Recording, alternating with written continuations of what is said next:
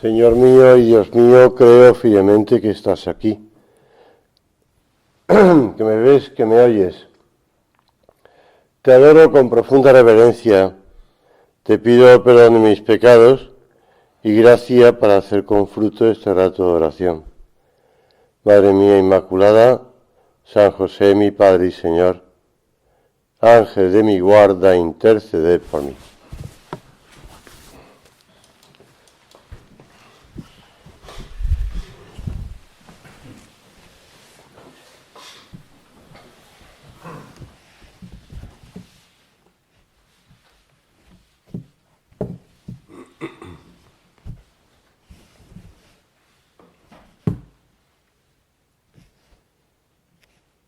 Es bonito cómo empieza el capítulo 5 del Evangelio de San Mateo, donde dice, al ver Jesús a las multitudes,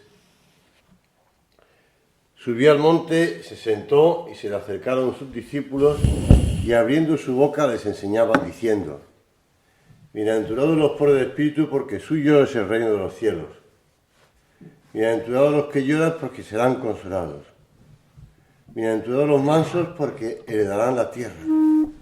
Bienaventurados los que tienen hambre y sed de justicia porque quedarán saciados.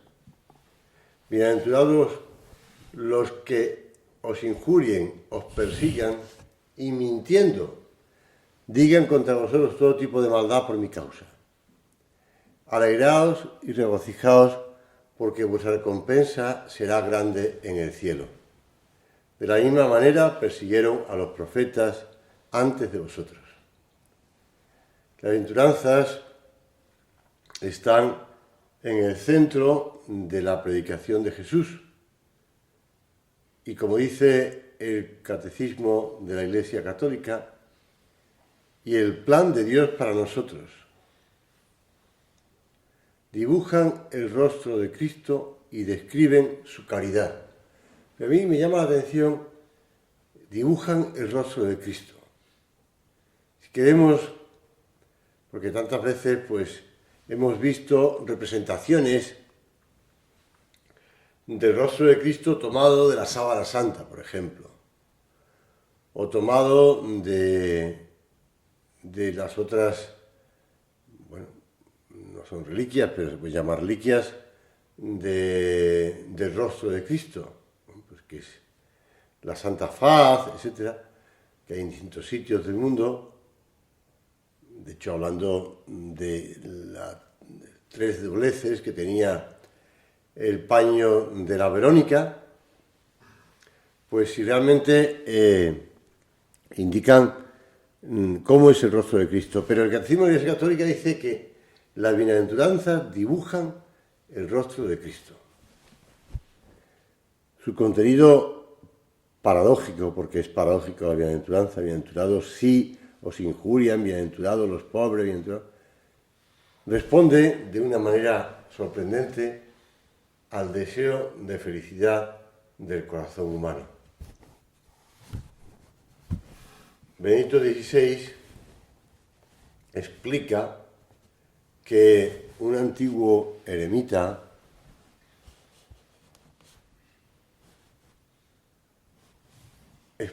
afirma, las bienaventuranzas, es llamado Pedro de Damasco, las bienaventuranzas son dones de Dios y tenemos que darle verdaderamente gracias por habernoslas dado y por la recompensa que se derivan de ellas.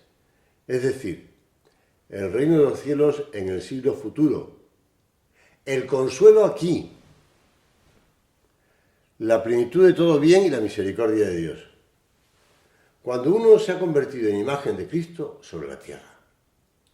Es la misma frase que recoge el Catecismo de la Iglesia Católica, pues hace muchos siglos un eremita ya hablaba de la imagen de Cristo. Si queremos seguir los pasos de Cristo, si queremos, y el tema que va siguiendo todo el retiro es ese, es decir, el sermón de la montaña, Cristo anuncia el camino para alcanzar la santidad. Pues empezamos por las bienaventuranzas.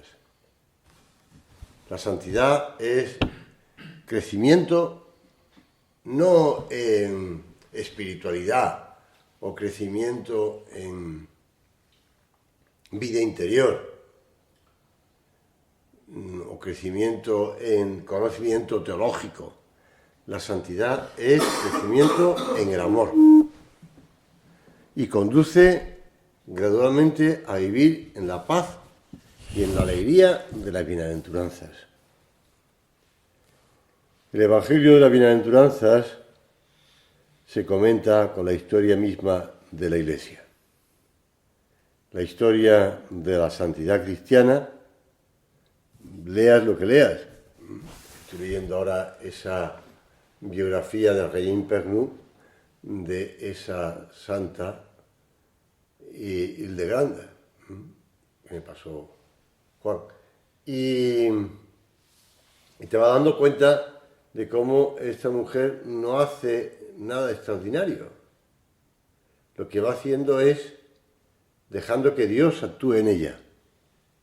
Que Dios actúe en ella. Y en toda la historia de la Iglesia es bonito porque el Papa quiere tener un sínodo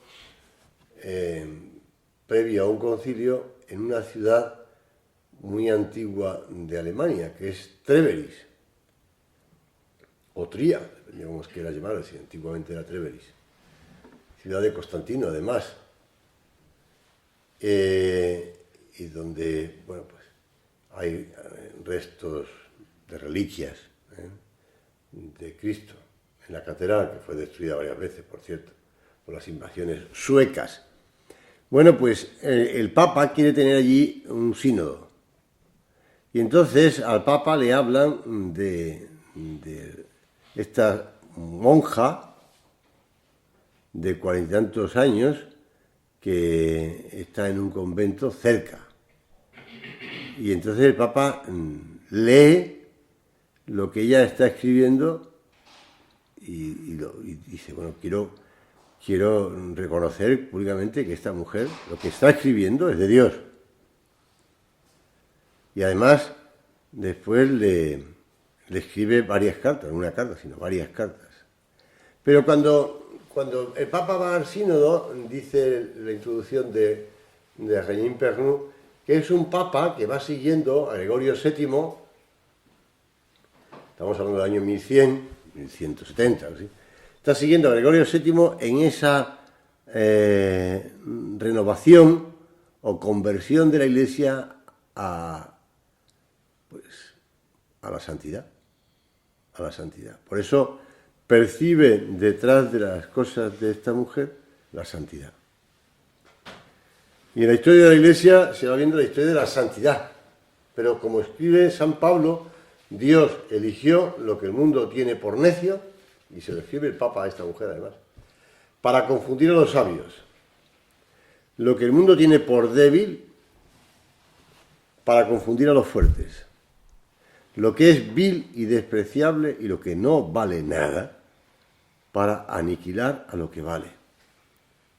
¿Entiendes entonces por qué la bienaventuranza, bienaventurados por el Espíritu, bienaventurados los que lloran, bienaventurados los que padecen persecución, bienaventurados?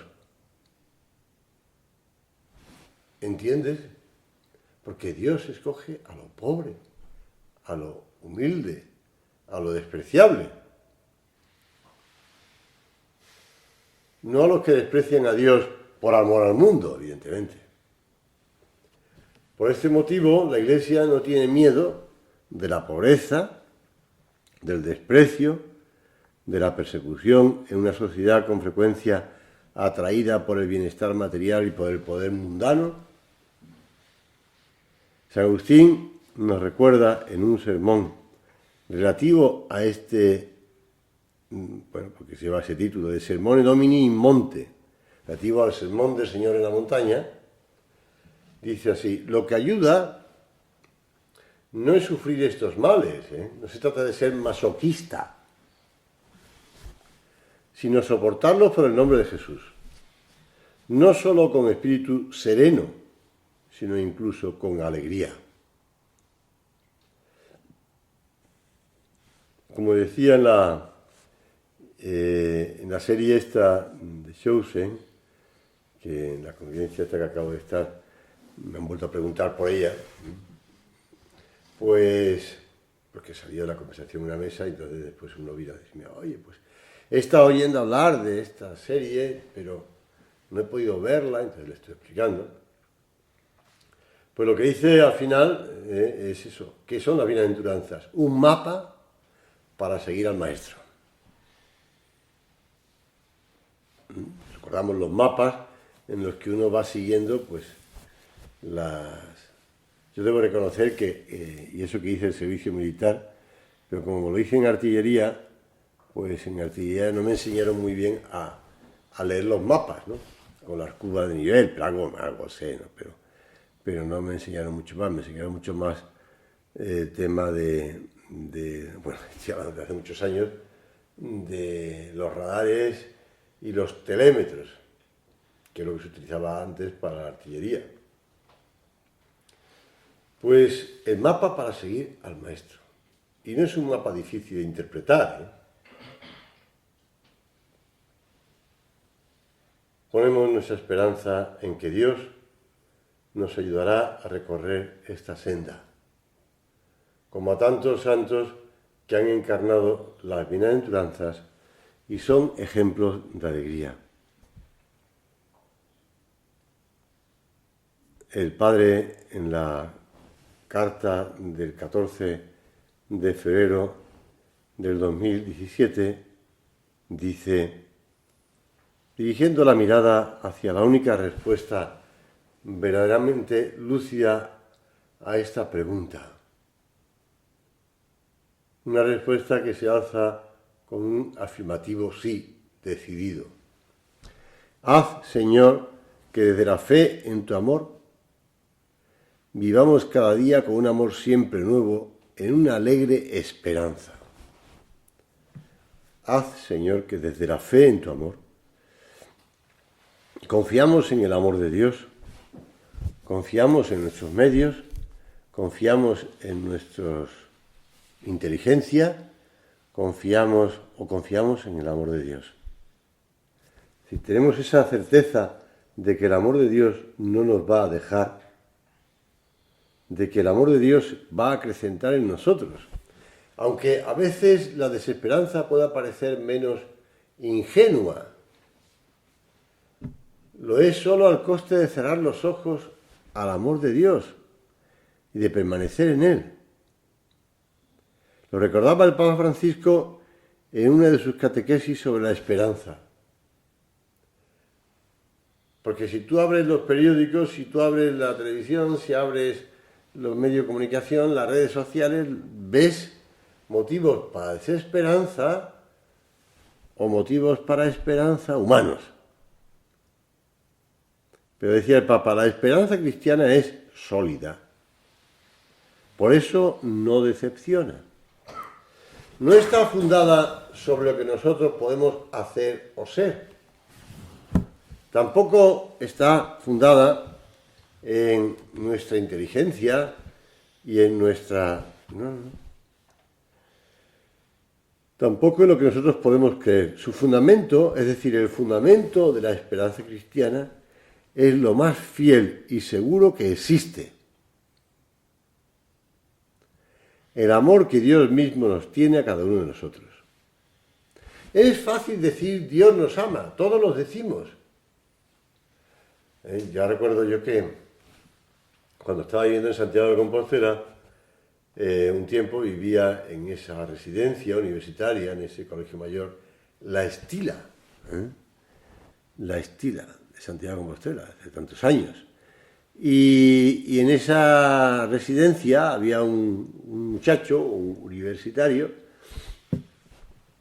que no voy a dar más pistas, porque que este hombre, pues, cuando había, y eso lo comprobé porque alguna vez nos reuníamos todos y nos íbamos a un sitio cerca de Santiago de Compostela, donde era bastante barato tomar, cigalas, o langostino, que era el cigala, pues le llamaban al tío el cigala, al dueño del restaurante del cigala. cigala y vino. Entonces allí pues nos uníamos todos, los 40 y tantos que estábamos viviendo, y a darle a la cigala y al vino. Y cuando ya estaba un poco animado, por no decir de otro modo, empezaba a cantar una canción, cantaba esa canción que, bueno, dicen que es de iglesia, yo nunca lo he oído, pero bueno, Dios es amor, la Biblia lo dice, y además el chaval se la sabía entera, ¿eh? Dios es amor, y lo cantaba, estaba ya animado por el vino. Pues sí, podemos decir, Dios nos ama, todos lo decimos, dice el Papa, pero cada uno de nosotros es capaz de decir, ¿estoy seguro de que Dios me ama? No es tan fácil decirlo, pero es verdad. ¿Estoy seguro de que Dios me ama?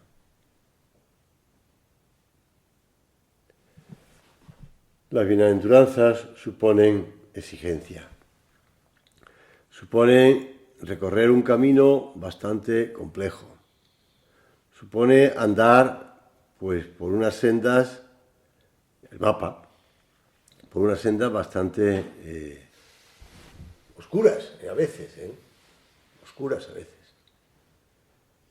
Pero no nos podemos dejar desanimar. Lo decía otro papa, San Juan Pablo II.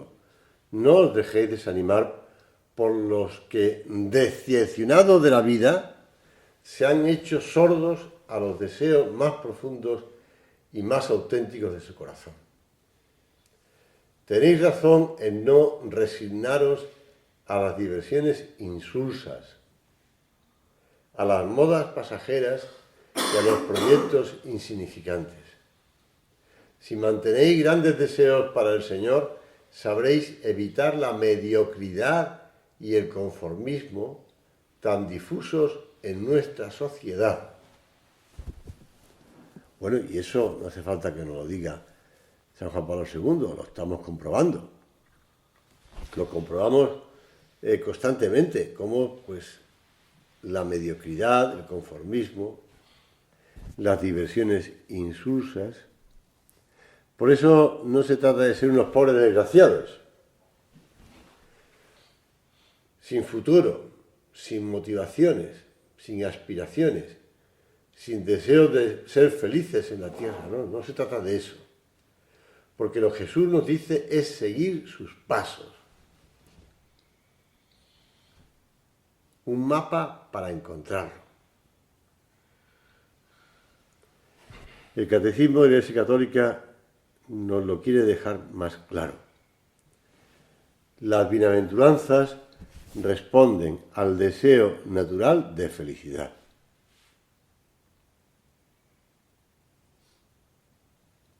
Este deseo es de origen divino. Dios lo ha puesto en el corazón del hombre, a fin de atraerlo hacia Él, el único que lo puede satisfacer. Señor, estamos aquí en esta meditación procurando hablar contigo de las bienaventuranzas, de ese sermón de la montaña en el que tú, es bonito ver como en esa serie, como tú te preparas, porque sabes que va a reunirse una gran multitud que te va a escuchar. Y quieres dejar esa señal, quieres dejar esa impronta en aquellas personas, en tanta gente que te está oyendo. Bueno, y yo pienso en la gente que sigue oyendo a Cristo 2000 años después y que sigue escuchando las bienaventuranzas. Señor, tú sabes y conoces muy bien ese deseo que tiene todo hombre, toda mujer, de ser feliz. Porque Dios, y tú eres Dios, lo has puesto en el corazón del hombre. Y tú sabes que el único que puede satisfacer ese deseo de felicidad es Dios mismo. Primero porque lo ha puesto Dios, segundo porque Dios ha creado al hombre. Y en tercer lugar porque tú conoces mejor al hombre y eres como repite muchas veces Juan Pablo II, siguiendo al Vaticano II, más íntimo al hombre que el propio hombre. Por lo tanto, sabes tú muy bien lo que es mejor para nosotros.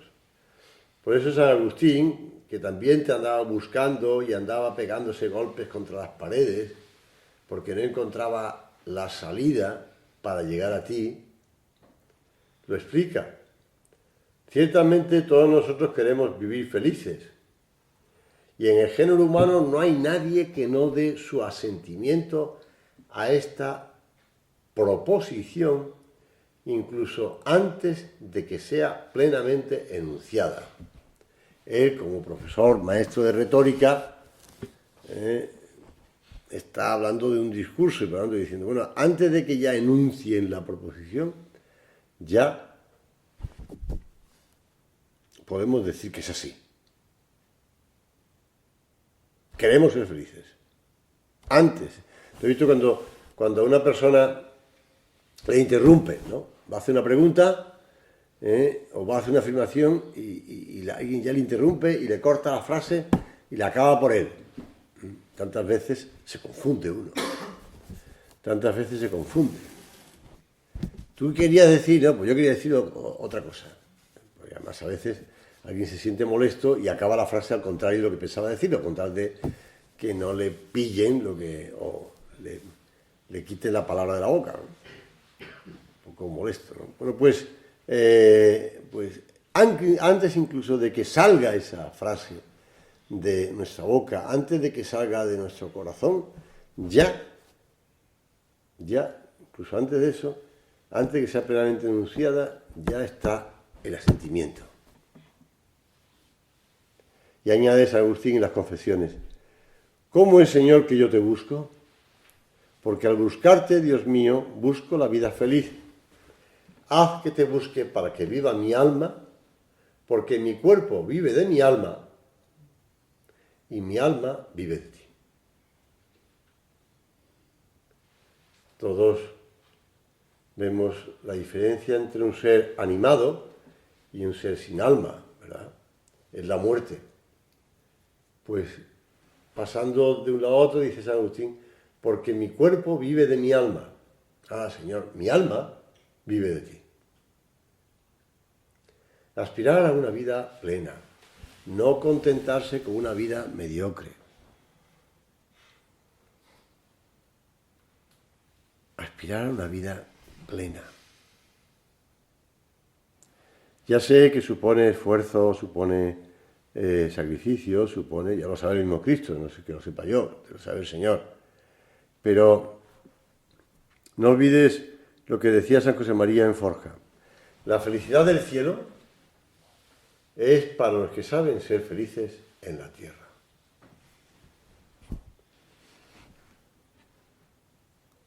El origen eterno de nuestra esperanza. El día que fuimos bautizados, nuestra madre, ayer tuve yo un bautizo, nuestra madre Iglesia nos parió, por decirlo así, para la vida eterna. Porque por el bautismo fuimos sepultados con Él en su muerte, para que así como Cristo resucitó de los muertos por la gloria del Padre, así también nosotros vivamos una vida nueva. El haber experimentado en nuestra propia carne, gracias al bautismo, la pasión, muerte y resurrección de Jesús, y hemos sido llamados a esa vida con Dios, a esa eternidad, a que gocemos de ese infinito amor en una perfecta relación con Él. Este escritor conocido, inglés, de origen irlandés, pero bueno, inglés, Lewis, ¿no? Los Cuatro Amores, los Cuentos de Narnia, Carta del Diablo a su sobrino, etcétera, etcétera, dice, las experiencias más exquisitas de la vida, el placer estético, la intimidad sexual, la amistad profunda, siempre van acompañadas de una cierta tristeza, un cierto sentido de que tiene que haber algo más.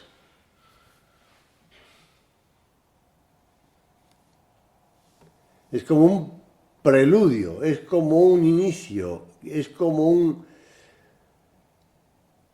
comienzo, pero que no es llegar al máximo, ¿no? Precisamente en ese hondo anhelo de gozar de la alegría, la que nos hace caminar añorando esa amistad con Dios. Y la noticia buena es que esta añoranza ya tiene su solución. Y sabemos que es a través de la Iglesia, Dios ya nos ha abierto las puertas del cielo. Y por esto que el cristiano sabe y vive de manera que camina con los pies en la tierra, pero con la mirada en el cielo. Ayer cuando terminé el bautismo, estábamos en una sección que estaban haciéndose fotos y tal, y bueno, pues yo entré en la sacristía, me quité los ornamentos y salí fuera. Entonces se me acercó uno de los familiares, de los mayores, más de otros, y me dijo: me ha gustado mucho lo que ha dicho usted en la homilía. Y en la homilía fui explicándole el bautismo, lo que se hacía en el bautismo, pues a todos los niños que estaban allí, que había bastantes niños pequeños, ¿no? Entonces le fui explicando: pues he hecho esto, y después voy a hacer esto, y esto es por esto, y esto es por lo otro. Y me dijo: me recuerda a un libro que he estado leyendo hace poco de Trese. Dije: hombre, leo J. Trese. Es un libro ya antiguo, me dijo. Sí, ya lo sé, lo he leído. Y bueno, este y otros muchos libros de Trese. Pero es lo que va explicando él, la realidad del bautismo, de que nos hace hijos de Dios, de que ya no pertenecemos, digamos, a las cosas materiales de la tierra. Todo con Cristo, nuestra esperanza. Qué certeza tan extraordinaria. Realmente las circunstancias nunca podrán ser tan difíciles como para que nuestra vocación a la vida eterna deje de llenarnos de la fuerza necesaria para seguir caminando de la mano de Jesús. Hemos sido creados por Él y para Él, y en esto reside nuestra vocación a la santidad, que en el fondo es vivir conforme a la vida eterna que nos espera. No sé si os conté que el otro día un niño del colegio me preguntaba sobre el cielo, un niño pequeño. No estaba muy convencido de cómo iba a ser el cielo. Es una de las cosas que le pasa a los niños pequeños con frecuencia, ¿no? No les cabe en la cabeza lo que es disfrutar sin tener un balón de fútbol o sin tener una PlayStation, no se lo imaginan, y por tanto, pues no se imaginan el cielo, no les entra. Y menos, pues, sin estar comiendo, pues, los dulces que les gustan, o los caramelos, pues claro, eso no les entra en la cabeza, y por tanto, pues, te preguntan sobre el cielo, es una pregunta recurrente. Bueno, la respuesta siempre es la misma, ¿no? Es decir, oye, ¿quién ha creado el mundo y todas las cosas buenas que te gustan? Dios. Pues el cielo es estar con Dios, con lo cual, aunque no tengas esas cosas, pues, pero vamos, Dios te llenará de felicidad con otras cosas, otro modo. Tampoco entran más planteamientos teológicos porque te pierden, ¿no? Porque los chavales se pierden también, pero bueno. Decía un poeta español sobre la esperanza cristiana: oh divino licor de la esperanza, donde a la perfección del equilibrio llegan alma y materia en unidad como en la hostia, cuerpo y luz de Cristo. Esta frase, bueno, además es de Federico García Lorca, no es de un poeta cualquiera. Pues decía eso, es decir, que el licor de la esperanza, donde la perfección del equilibrio llegan alma y materia.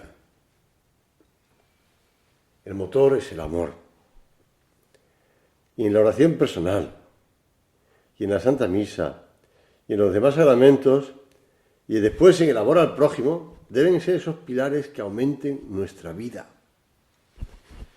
El amor que nos viene del Señor es la fuerza que nos hace empezar a vivir desde ya aquí en la tierra la gran alegría del cielo. La lógica de Dios siempre es otra respecto a la nuestra. Como Dios reveló mismo a través de Isaías: mis planes no son vuestros planes, vuestros caminos no son mis caminos. Acabamos la meditación porque es la hora. Como señala el Papa Benedicto XVI, un punto clave en el que Dios y el hombre se diferencian es el orgullo. El orgullo. Por eso, lo que nos separa de Dios es el amor propio, el orgullo. Y acudimos a la Santísima Virgen. La Ancilla Domini, la esclava del Señor, hágase en mí según tu palabra. Pues le pedimos a la Santísima Virgen: Madre mía, tú que no solamente pues conoces el mapa para seguir a tu hijo, sino que tú le diste además a tu hijo, le diste la vida. Enséñanos a nosotros a seguir ese camino que tu hijo pues nos ha enseñado, y sobre todo forma en nosotros la imagen de tu hijo.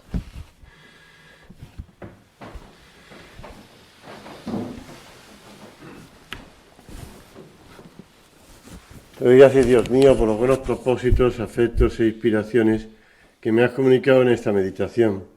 Te pido ayuda para ponerlos por obra. Madre mía Inmaculada, San José, mi Padre y Señor, Ángel de mi guarda, interceded por mí.